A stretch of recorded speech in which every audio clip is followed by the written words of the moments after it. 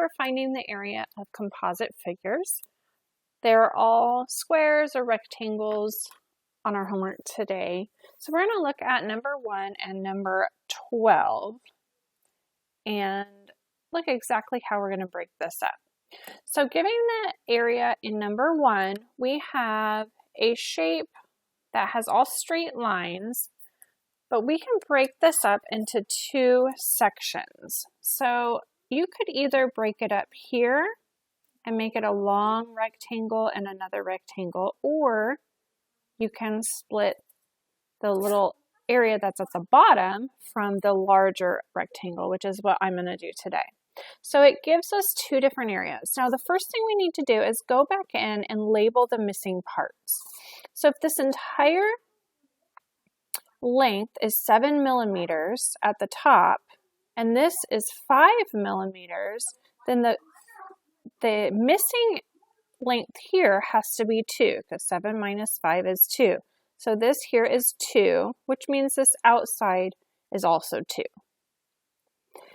On the other side, if this little short piece here is 2, then from here to here also is going to be 2, which means that the length of this missing side over to the left-hand side is going to be 7 minus 2, which gives us 5. So now we have all of the missing pieces in our figure. To start figuring out the area, we're going to find the area of the larger rectangle first. So the larger rectangle is this one right here. We have, kind of highlight it with my purple here. I think it turns out more blue on your screen. But so this is the first rectangle that we're going to find the area of. So we have 5 times 7.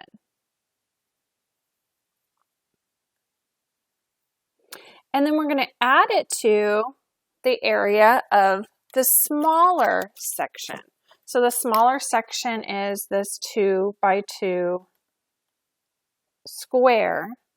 So we're adding 2 times 2 to the 5 times 7 for the total. So then when we simplify, 5 times 7 is 35, and we're adding 2 times 2 to that, which is 4. So when we add those together, we get 39, which is our area. So we have 39 millimeters squared, because it's 2-dimensional, so it is squared. Make sure that you're putting that on your units. So let's do number 12. On number 12, same thing. We're going to split this up into 2 different sections.